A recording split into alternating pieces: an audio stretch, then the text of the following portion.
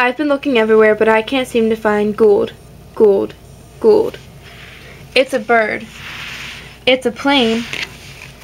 Wait, it's Jay Gould. Robber baron or captain of industry? Why is Jason Gould a robber baron? Jason Gould is a robber baron because instead of breaking the rules, he bends them.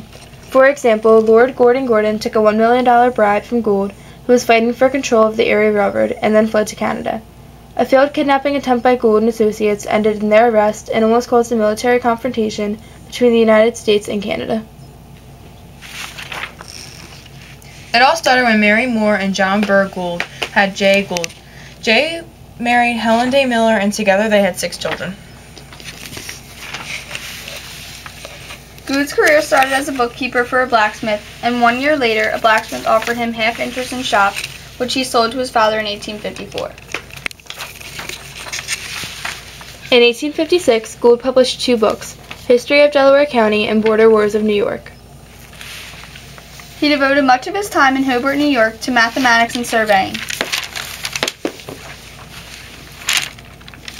In 1856, he started a partnership with Zadok Pratt, creating the tanning business.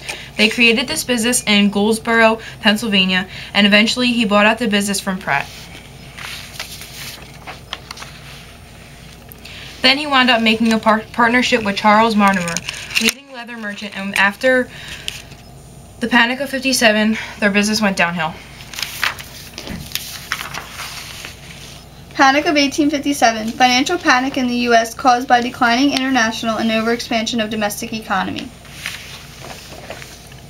Gould began buying and selling shares of small railway in 1859 and rose to the position of director of New York's Erie Railroad Company.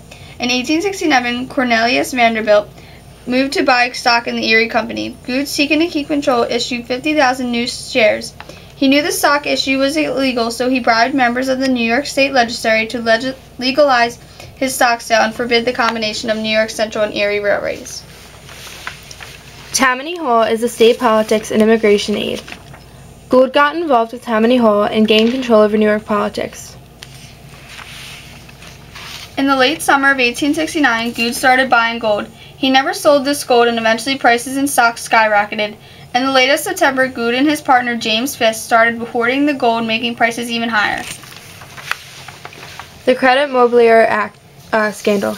Representative Oakes Ames of Massachusetts and Thomas C. Durant were prominent stockholders in the Union Pacific Railroad.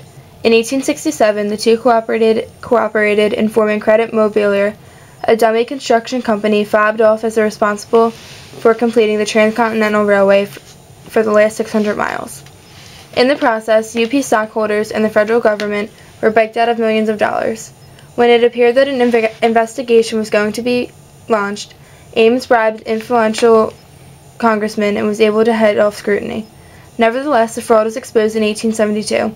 It was apparent that Vice President Colfax had been bribed with stock. House Speaker Garfield was linked to the dealings, but his participation was never proven. Despite the loss of $20 million, a huge sum in the 1870s, no prosecutions ever occurred. One of Gould's major accomplishments was becoming the director of the Erie Railroad. Beginning in 1879, he gained control of 4 western railroads, including the Union Pacific. By 1880, he had 10,000 miles of railway. His greatest accomplishment was becoming the 9th richest American because of all his successes. At the time of his death, he was a benefactor in the reconstruction of the Reformed Church of Roxbury, now the Jay Gould Memorial Reformed Church. However, he died December 2nd, 1892 because of tuberculosis. The end.